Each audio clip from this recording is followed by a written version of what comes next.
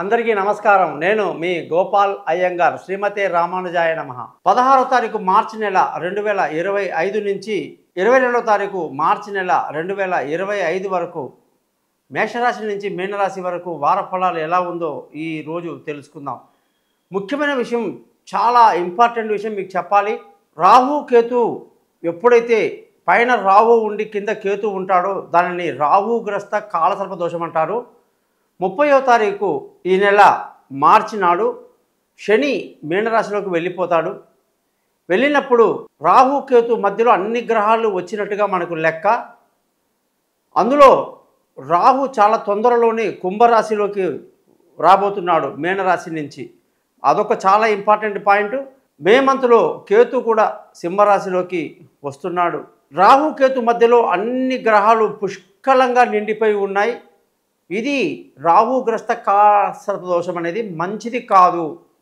ఇది చాలా బ్యాడ్ సిమ్టమ్ని చూపిస్తుంది. ఎన్నో జాతకాలు మేము చూసినప్పుడు రాహుకేతు గ్రహాల మధ్య మిగతా గ్రహాలు ఉన్నప్పుడు దానిని ప్రమాదకరమైనదిగా, యుద్ధాలు జరిగేటువంటిదిగా, అరిష్టం అనేదిగా, సంక్షోభం లాంటిది అన్ని రంగాలలో, ఒక రాజకీయమే కాదు, పిల్లల చదువులో, ఉద్యోగాల్లో ఈ యొక్క ట్రంప్ గవర్నమెంట్ ఇప్పుడు చేస్తున్నటువంటి పనికి మాలినటువంటి అనేక పనులు, నేను నిన్ను కొడతాను ఒక దెబ్బ అంటే ఎదుటివాడు నేను నిన్ను రెండు కొడతాను అంటున్నాడు.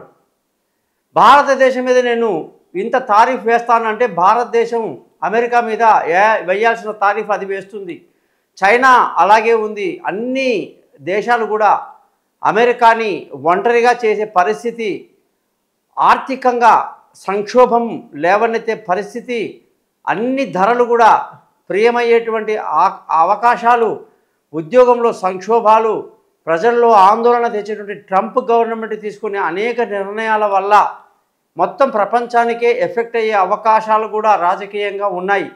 ఆర్థిక ఇబ్బందులు, విద్యా అవకాశాల్లో దెబ్బలు, అనేక రకాలైనటువంటి పరిస్థితులు రాకుండా భగవంతుడు అందరినీ చల్లగా చూడాలి. ఇది రాహుకేతు మధ్యలో జరగబోయేటువంటి ఒక ప్రత్యేకమైనటువంటి విషయంగా మీకు ముందుగా తెలియజేస్తున్నాను.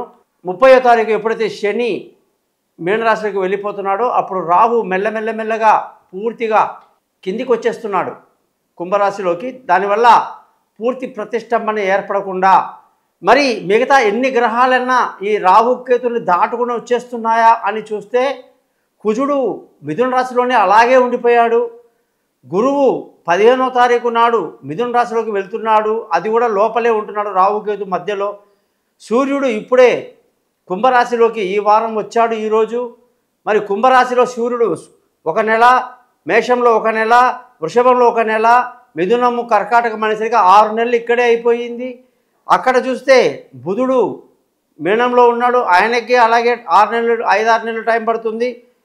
శుక్రుడికి అదే టైం పడుతుంది. మరి ఇటువంటి పరిస్థితి మంచిది కాదు అని ఒకటి ముఖ్యంగా తెలియజేస్తూ అందరూ కూడా తమ తమ ఇష్టదైవాన్ని ప్రార్థిస్తూ మంచి జరగాలని కోరుతూ వాళ్ళ కుటుంబాల గురించి ఆలోచించాల్సిన ముఖ్యమైన విషయం హెచ్చరిస్తున్నారు. రెండోది, సూర్యుడు కుంభరాశిలోకి వచ్చేసాడు కాబట్టి 12 రాశులకు వాటి ప్రభావం ఎలా ఉందో ఈరోజు మనం తెలుసుకుంటాం అన్నమాట. కాబట్టి మీరందరూ కూడా ఈ ఛానల్ని సబ్స్క్రైబ్ చేయండి.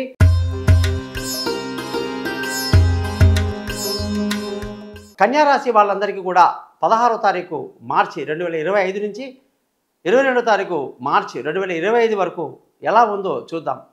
ఈ వారంలో బుధగ్రహం, శుక్రగ్రహం, రాహుగ్రహం, సూర్యుడు 4 గ్రహాలు ఒకేసారి సప్తమంలో ఉండడం చాలా గొప్ప విషయం. తొందరలో శని కూడా అక్కడ వెళ్ళి చేరబోతున్నాడు. ఈ పరిస్థితి సప్తమంలో ఉండడం వల్ల శత్రువులు, మిత్రువులు ఎవరు ఎక్కడ ఉండాలో మనం తెలుసుకుని వారఫలం చూద్దాం. ఈ వారమంతా ఎంతో ఉత్సాహంగా, ఆనందంగా అన్ని విందులు వినోదాలు పాల్గొంటూ ఎంతో ఉత్తేజంగా కనపడతారు కన్యారాశి వాళ్ళు. చాలా బాగుంది. ఆత్మవిశ్వాసాన్ని కలిగి ఉంటారు, పాజిటివ్ ఎనర్జీ కలిగి ఉంటారు. ధనస్థానం చాలా బాగుంది. కుటుంబం కొరకు బాగా పాటుపడతారు. కుటుంబంలో ఆనందం వెళ్ళి విరుస్తుంది.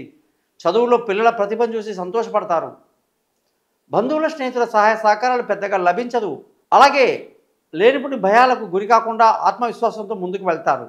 సొంత ఇల్లు, వాహనం, విలువైన వస్తువులు, ఆస్తులు అన్నీ కలిసి వస్తాయి. లావాదేవీలు బ్రహ్మాండంగా జరుగుతుంది. తల్లి ఆశీస్సులు బ్రహ్మాండంగా ఉంటాయి. సంతానం వాళ్ళ యొక్క భవిష్యత్తు చాలా బాగుంటుంది. దూర ప్రయాణాలు అనుకూలంగానే ఉంటాయి. శత్రువులు మిత్రులవుతారు. అప్పుల బాధలు తగ్గే అవకాశాలు ఇంకా చాలా మంచిది. పిల్లల భవిష్యత్తు గురించి బాగా ఆలోచిస్తారు, ప్రణాళిక రచిస్తారు. కొన్నిసార్లు తెలివితక్కువ నిర్ణయాలు తీసుకునే అవకాశాలు లేకపోలేదు.